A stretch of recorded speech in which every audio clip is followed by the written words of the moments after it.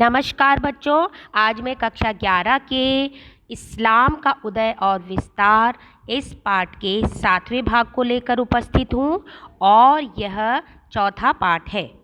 10वीं शताब्दी के प्रारंभ से राज्यों ने अधिकारियों को उनका वेतन भूमियों के कृषि राजस्व से प्राप्त करने का आदेश दिया। इसके साथ ही जैसे जैसे शहरों की तादाद बढ़ती गई, उसी हिसाब से इस्लामी सभ्यता भी विकसित होती चली गई।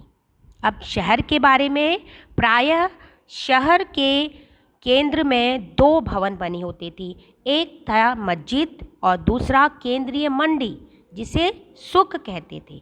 तो शहरों में 2 प्रकार के भवन होते थे, एक मस्जिद और दूसरी केंद्रीय मंडी होती थी। यहाँ के से सांस्कृतिक और आर्थिक शक्तियों का प्रसार किया जाता था। तुरान एक शहर था। यह जो है वाणिज्यिक दृष्टि से एक बहुत महत्वपूर्ण शहर था। यहाँ के बाज़ारों में तुर्क गुलाम, यहाँ तक कि दास दासियाँ भी खलीफाओं और सुल्तानों के दरबारों के लिए खरीदे और बेचे जाते थे। जैसे सामान्य तौर पर अन्य वस्तुएं मिलती हैं, वैसे ही वहाँ पर दास दासियों की भी मंडी थी और उन्हें खरीदा और बेचा जाता था। तो कौन से शहर से दास दासियाँ और ये तुर्क गुलाम खरीदे और बेचे जाते थे? तुरान शहर से। अब कुछ विद्वानों ने कर्मकांडों और इबादत के माध्यम से मुसलमानों के संबंधों को नियंत्रित करने के लिए कानून या शरिया, जिसका शाब्दिक अर्थ है सीधा रास्ता, का प्रयोग किया। इसके अतिरिक्त विधिवेत्ताओं मतलब कानून निर्माण करने वाले लोगों ने इस्लामी कानून के निर्माण में तर्क, अनुमान मतलब जिसे कहते हैं कियास, का प्रयोग किया। परिणामतः 8वीं और 9वीं शताब्दी में कानून की 4 शाखाएं बन गईं, और वो कौन सी थी? मलिकी, हनफी, शफ़ीई और हनबली। तो इस प्रकार 8वीं और 9वीं शताब्दी में इस्लाम की जो है कानून की 4 शाखाएं बन गईं। पहला था मलिकी, दूसरा था हनफी, तीसरा था शफ़ीई और चौथा हनबली। सूफ़ी मध्यकालीन इस्लाम के धार्मिक विचार वाले लोगों का एक समूह था। सूफ़ी संत के बारे में आप जो है 12th क्लास में विस्तार से पढ़ेंगे, तो उन्हीं के बारे में है कि सूफ़ी जो है मध्यकालीन इस्लाम के धार्मिक विचारों को प्रस्तुत करने वाला एक बहुत बड़ा समूह था। उन्होंने जन तपश्चर्या मतलब रहबनिया या और रहस्यवाद के माध्यम से खुदा को ज़्यादा गहरा और अधिक व्यक्तिगत ज्ञान प्राप्त करना चाहा। तो इस प्रकार इन्होंने रहस्यवाद और वैयक्तिक ज्ञान के आधार पर अपने ज्ञान प्रस्तुत किया। वास्तव में सर्वेश्वरवाद, ईश्वर और उसकी सृष्टि को एक होने की यह एक अवधारणा थी। मतलब सब एक हैं, ये उन्होंने कहा।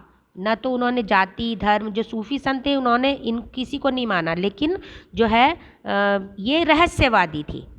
आगे जो खुरासान और तुरान सल्तनतों की स्थापना के लिए नई फ़ारसी सांस्कृतिक ऊंचाइयों में पहुंच गई। खुरासान और तुरान सल्तनतों की स्थापना हुई, तो उसके साथ ही क्या हुआ कि नई फ़ारसी संस्कृति सामने आई। अब जो कवि रुदकी थे, जिनकी मृत्यु 940 में हुई थी, को नई फ़ारसी कविता का जनक माना जाता है। तो नई फ़ारसी कविता का जनक किसे माना जाता है? रुदकी नामक कवि को। रुदकी नामक कवि को नई फ़ारसी कविता का जनक माना जाता है। दूसरे थे उमर खय्याम, जो कि 1048 से 1131 तक जिनका समय रहा, एक खगोल वैज्ञानिक और गणितज्ञ थे। निसंदेह 11वीं शताब्दी के प्रारंभ में गजनी फ़ारसी साहित्यिक जीवन का एक केंद्र बन गया। तो 11वीं शताब्दी में फारसी साहित्यिक संस्कृति का केंद्र कौन था? गजनी जो था वह, गजनी मतलब शहर था। मुस्लिम परंपरा के अनुसार कुरान शरीफ उन संदेशों का संग्रहित रूप है जो खुदा ने पैगंबर मोहम्मद को 610 से 632 के मध्य पहले मक्का में दी और उसके पश्चात मदीना में दी थी। जैसा कि आपको पिछले पाठों में बताया था, वो मक्का से मदीना चले गए थे, तो पहले उन्हें मक्का में यह बात बताई और उसके बाद मदीना में दी थी। इन सभी रहस्योद्घाटनों का संकलन सन 650 में किसी समय पूरा किया गया। लगभग 650 ईस्वी में इन सभी बातों का संकलन किया गया था। तो ये इम्पॉर्टेंट है, ध्यान रखेंगे। खुदा ने पैगंबर मोहम्मद साहब को 610 से 632 के मध्य में पहले मक्का में और उसके बाद मदीना जब वो चले गए तो वहाँ जो है अपने संदेश दिए और उन्हीं को जो लिपिबद्ध है, उन्हीं को जो लिखा गया वो 650 ईस्वी के लगभग इन्हें लिखा गया। मतलब पूरी तरह से इनको 650 ईस्वी तक लिख लिया गया। अब जो है प्राणियों का चित्रण, जो जीव है, जीवों का चित्रण, जैसे इस्लाम में मनाही है जीवों के चित्रण की, तो उसमें क्या था कि 2 प्रकार की कला थी कि प्राणियों के चित्रण की मनाही से कला के 2 रूप सामने आए, है ना। किसी भी जीव का जो है चित्र उनके धर्म में इसकी मनाही है। तो इसीलिए 2 प्रकार की कला थी। एक तो खुश नवीसी, जो कि आप 10th क्लास में मुद्रण संस्कृति वाले चैप्टर में पढ़ चुके हो, वही है ये खुश नवीसी जो थी। उसका अर्थ है खत्ताती, ये तो अरबी भाषा, या फिर कहे सुंदर लिखने की कला, उसको खुश नवीसी कहते हैं। और दूसरी थी अरबेक्स, जिसका मतलब है ज्यामिति और वनस्पति डिज़ाइन को बढ़ावा मिला। तो एक तो वो खुश नवीसी जो कि जो एक कोई मेन बुक है उससे सुंदर सुंदर लेख में नकल करते हुए उसको लिखते थे, जैसा कि आपने 10th क्लास में पढ़ा है। और दूसरे थे जो ज्यामितीय आलेख बनाते थे या फिर कोई भी वनस्पति की डिज़ाइन बनाते थे। तो ये इस प्रकार की 2 कलाएं उस समय विकसित हुई।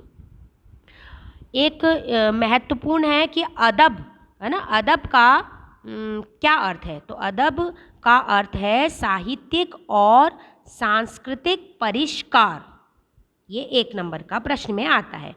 फिर है इब्न सीना। इब्न सीना जो थे 980 से 1037 के बीच में रहे, ये इनका समय रहा और ये व्यवसाय की दृष्टि से एक चिकित्सक और दार्शनिक थे। इब्न सीना कौन थे? एक व्यवसायी थे और एक व्यवसाय जो उनका था वो चिकित्सा का था, डॉक्टर थे ये, और एक दार्शनिक थे। तो ये भाग समाप्त हुआ, ये लेसन। अब हम इस लेसन के जो क्वेश्चन है, क्वेश्चन आंसर, उनको देखेंगे, एक्स्ट्रा क्वेश्चन भी, और इसकी जो टेक्स्ट बुक वाले क्वेश्चन आंसर हैं उनको भी देखेंगे और साथ के साथ उनको आप याद भी करते रहेंगे। आज का होमवर्क ये है कि आपको आज जो मैंने भाग पढ़ाया है उसमें से 5 एक्स्ट्रा क्वेश्चन बनाने हैं, 1 वर्ड आंसर बनाने हैं। कल फिर मिलेंगे, धन्यवाद।